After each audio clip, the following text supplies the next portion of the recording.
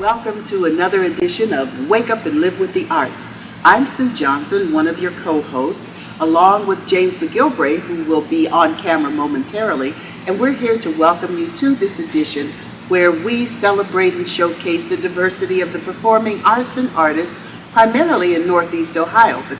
So this evening we're going to spend some time with three young, aspiring and emerging filmmaker types, and they are going to be introduced by James McGilbray, our producer and co-host, and we're going to chat with them for a while to see exactly what they've been up to and where James got involved. So with that, James, would you introduce our guests? I would be take delighted. It from here. Yeah. Well, this particular show is very special to me. The young people that I'm going to introduce you to are some of the sharpest minds that I've seen in this business. I have no doubt that each of them is headed towards wonderful, amazing success. You know, Steven Spielberg started somewhere, and these directors that you're about to meet have already done terrific things, and I think there's a wonderful future ahead. So let's go ahead and get started and introduce them.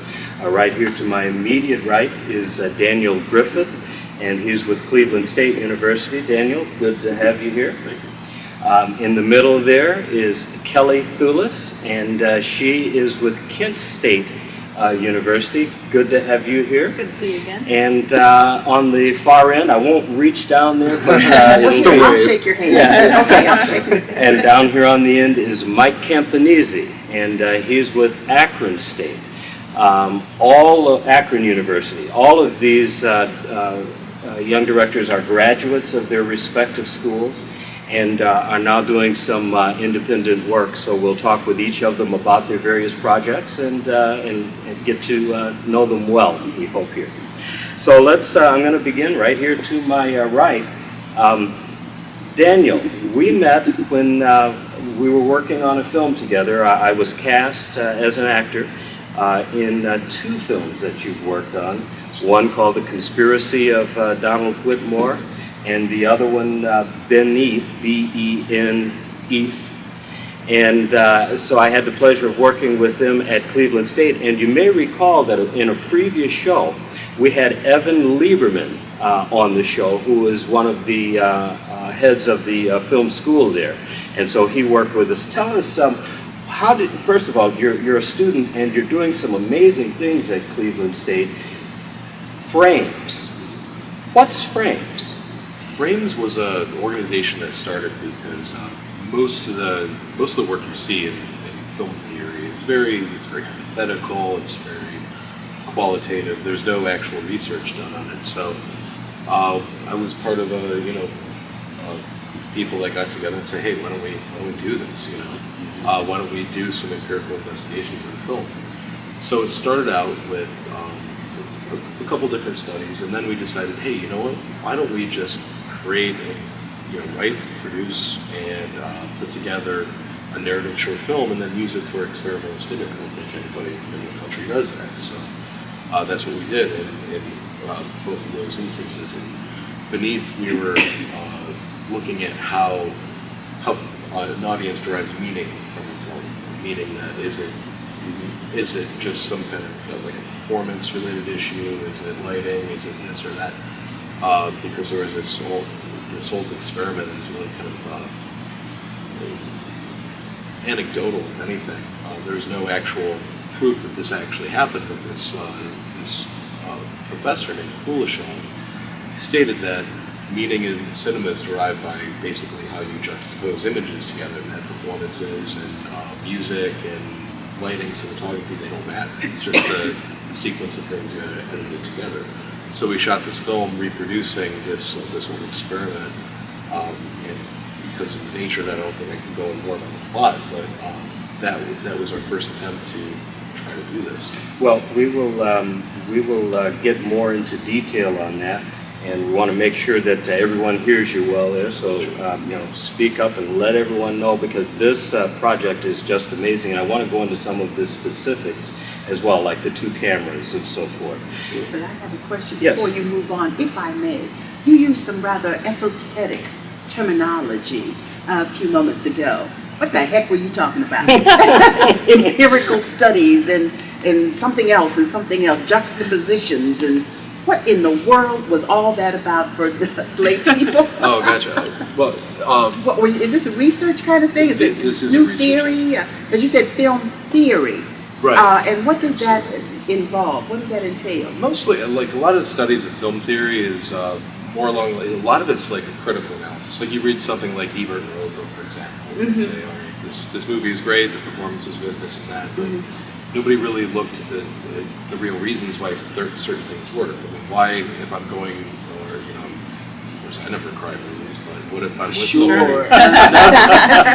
But what if, you know, you see somebody that's so emotionally moved in a film, why does that happen? You know, why is a high angle shot that you compose, why does that have a different effect on the audience in terms of them you know, interpreting a meaning from it from a low angle shot? So by empirical we mean actually creating an experiment like you would in any kind of lab, and using that as having an audience watch it and then monitor the responses. They're trying to figure out why they're reacting the way they're reacting and what affects whatever it is going on, the camera angle, the music, the Foley sounds, whatever. Right.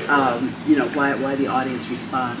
Let me share just a quick story. The first time and only time in my whole life to talk about audience response. The movie, What's Love Got to Do with It, with Tina Turner and Ike Turner's story. And this was the first and only time in my life to talk about audience reaction. When she slapped him, the entire audience went this huge O, got up and applauded. I had never in my life seen a film audience stand up and applaud when she finally hauled off.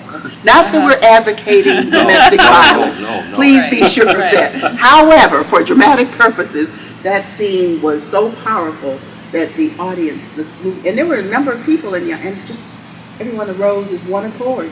So I suspect that has something along the lines that you kind of investigate. Why would something like that happen? Absolutely, and furthermore, it's you know, we read a lot of these really, really deep and dense kind of film theorists that'll talk about it. I mean, stuff. I went through a class, I got an A in it, I couldn't tell you a thing about it, what it means. It doesn't make any sense. It's just very, very hard to understand. You know, it's very intellectual, but the bottom line that we're facing is like, so what? I mean, there's like semiotics, for example, which is not to get too much into it. It's just really almost impossible to comprehend theory of how films work. And again, as interesting as it is, it goes to what's curiosity. In terms of the filmmaker, for us, it's like, what does this mean? It's nothing to us. So how, you know, our goal was to explore different things and have some findings that we could actually use. And saying, oh, okay, well, if I change this around or I shoot it this certain way, I know from, you know, if it's widescreen versus 4:3 ratio, and all of these things. If it's digital versus film, and a number of different things. Well, Kelly, now the way you and I met, I auditioned. There was notice that the first ever feature film from Kent State was being done, and I says, well, that sounds like something I want to be involved in. And so I came down and auditioned and was cast as the role of the dean in this film, and I'll hold it up so that you can see it. It's called Breaking News, the movie, and it was about a college environment where a professor, Paul Exum, essentially was teaching self-defense techniques, and it kind of got out of control. I'll leave it at that. Some interesting things end up happening. But tell us about this and what else you have done, and how did you get involved with Breaking News? Well, I got involved with Breaking News. It was my senior year of college, and Professor Tracy Williams came up with the idea of changing our courses so that instead of doing one semester short film at the end, we changed it so it's 3 classes, 3 semesters, and you end up doing a feature film in the middle during the summer semester. So brand new way of new course, everything for Kent State. Yeah. And with that came a lot of problems, a lot of experimenting, and things like that. And I just want to say again, thank you to you for being so understanding and patient with us. For it was our first film, and everything that could go wrong went wrong. It turned out to be one of the most amazing experiences of my life. Well, and obviously not a whole lot went wrong because there was an award recently granted. Yes. Tell us about the award that happened. Yes, it won honorable mention at this year's BEA, which is a Broadcast Education Association. They have a narrative film competition, and it was very exciting. I ended up going out to Las Vegas and accepting it. And Red wonderful. carpet and all. No, not quite red carpet for that. Well, but we did have a red carpet treatment there in Kent. That was what, December 1st, I believe, of last year. 2011, yeah. And For a tent. so it was wonderful. And now you've done some other work. First of all, we'll give you information about how to get a copy of the film and all of that as well. And in fact, at the end of the program, we'll make sure that you know how to contact each of these directors, get copies of their work, and begin to follow them and see, because you have a wonderful website. I had a chance to take a good look at your website. And the list of things that you've done are pretty extensive, including some work with PBS. Can you tell me a little bit about that? Recently, yes. Since I graduated in December, and since then I've been trying to expand and turn my passions into a career, which is what we all really want to be doing. And with that comes a lot of freelance work. And it just so happens that how we all get jobs in this industry, friend of a friend of a friend of someone, knew someone who needed a replacement floor director on the show Around the House with Matt and Sherry that is on many local PBS channels. So it just so happened that I got to be a part of that and be the sub floor director. And it's been really great to go from the college environment, which is its own little world and has its own way of doing things, and to move on to the professional environment. And to see work in this area too has been great. Yes. Well, now right here on the end is Mike Campanizzi. And Mike, we met, again, you'll see the common theme. I was somewhere auditioning, and I auditioned to be in a film called Myra that you did. Got a couple of callbacks and almost got a really prime role. I learned a lot from that, by the way, and actually auditioned for another film that Mike is going to do at some point in the future. It's called Sleep Easy. And I did get a prime role in that one. Yes. But Mike, tell me a little bit about the film Myra and how you came up with that and what you are doing as a filmmaker there in Akron. Sure. Actually, I took somewhat of a different route in terms of my educational career at Akron. Akron, though it has somewhat of a film program, it's more known for its television production and its studios there. So what I ended up doing was going into business because I figured film is kind of a portfolio-based industry to get into. So, you know, if you build your portfolio, you need to have something to fall back on. And I ended up going into business as a marketing management major. But what Akron does have there is a film organization, a student film organization called the 2380 Project, which stands for the 2,380 miles approximately between Akron, Ohio and Los Angeles, California. So that's what we call ourselves. But basically the whole purpose of the organization is we create a feature film every year.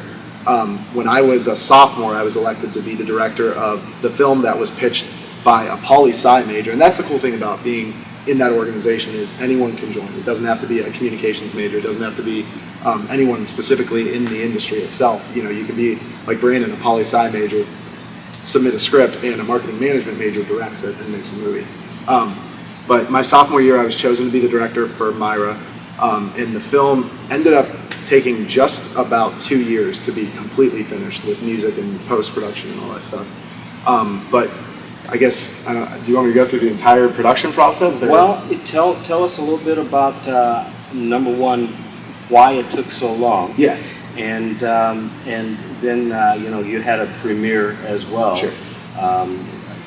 with me being having one of those JOBs, I was unfortunately unable to attend. But you had the premiere, and there was a level of success. Tell us a little bit about that. Yeah, the reason it probably took so long is 95% me, because I get very, very strict about how the film turns out. So a lot of people will take short, like when you're doing After Effects. I mean, I'm sure most of the audience will know what that is. But if you're doing After Effects, a lot of people take shortcuts to put various effects and stuff into the film, whereas a good director like the three of us up here would go frame by frame and take the time that it's necessary. And so to get a film done in 6 months is kind of cheating in a way. Like you have to take your time with it. So I had, as far as putting a deadline on things, I had no deadline in mind, because I wanted to make sure, even if it wasn't going to be this blockbuster great thing, I wanted it to be something that I was proud of and that everybody who was a part of it could be proud of too. So I looked at it as, by the premiere date, which was February 19th, 2010, I think it was last year, yeah. And what we ended up doing was having the Student Union Theater at University of Akron. We have that every year for our festival, and on that Friday night we always premiere the movie that we just completed, and that year obviously was Myra. And what we ended up doing was, that was by far the most successful we had, the most successful premiere we had. We had over 300 people show up for the film. We sold out the entire theater and made, I think it was around $1,400 in one single night for the film. Cool. So yeah, it was pretty impressive. But the greatest thing that we could do about that is just expand the awareness. Right now in my career especially, it's not so much about how much money I can make off of a movie, but the mere fact that I had 300 people see it is way more valuable to me than anything else. So I think that's what I was most proud of.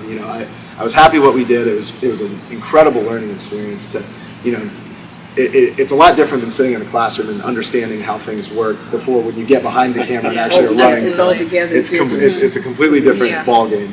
Let me ask you, don't mean to interrupt. No, not a problem. Have any of you submitted to any of the larger festivals, or plan to, be it Cannes, be it Sundance, be it the Ohio Film Festival, the Cleveland Film Festival? Have any of you gotten to that point yet where you either have had projects submitted and accepted, or is that one of your career plans? One of you can That's start. actually where Myra is right now. We're submitting it to various festivals. We submitted it to the Atlanta Film Festival, is in consideration there. And that's what ended up getting us on IMDb, just various credits and things like that. Yeah. And after that, depending on whether or not it's accepted anywhere, it'll probably just, I'm real big on the internet and not worried about, trying to really send it various locations. I want it to be available to people as they want it. And, like I said, it's not about making money at this point. As many people as they can see it, just download it. Well, having said that, that would be an excellent segue for you to tell our audience where they can go to a website and see it. Yeah, the movie itself will be available. It's not available yet, but once it is through that. Young directors are graduates of their respective schools and are now doing some independent work. So we'll talk with each of them about their various. Festival is scheduled for. Oh, that was in June. Yeah, I think it actually already happened. So. Okay. We're late. We're late. Well, hey, they're never too late in the arts. Sure. Oh, what about the two of you? Anything special in terms of your career plans involving submissions to the larger festivals? Oh, sure. I've submitted breaking news to a couple festivals, and so far none have taken it. But actually, funny story is the Student Academy Awards. We submitted breaking news to that, and while I was at BEA accepting the award for that, I get a phone call from my dad. He was like, I got a letter here in the mail that was something, Academy Awards. I'm like, open it, open it now, And I'm sitting there like, oh my gosh. And it says oh, we're so happy it sounded like they were going to accept it. Yeah. And then it was like, we're still considering. I was like, oh no. I had everyone standing there waiting as I, have my dad on speakerphone. But yeah, it's definitely a plan. Absolutely. And Kent is actually moved on. They're working on their other projects. They're doing Research the Musical right now, and I know that also they're just in production of that, and they're going to continue with the trend of doing feature films and getting into festivals. Now let me ask all of you this. Well, let's find out about that. Daniel. Yes, Daniel, dear. The films, no. I have several that are on right at the almost finishing point of getting them done. So I haven't gotten them out to festivals yet. I did on just on Tuesday actually. It was the deadline for final drafts, a big break competition. So I had written a script that I've been working on for a while. Finally got that done and sent in. So Didn't you do work on something called Lucid Dreams? Was that you? yeah, no, that's a really long story.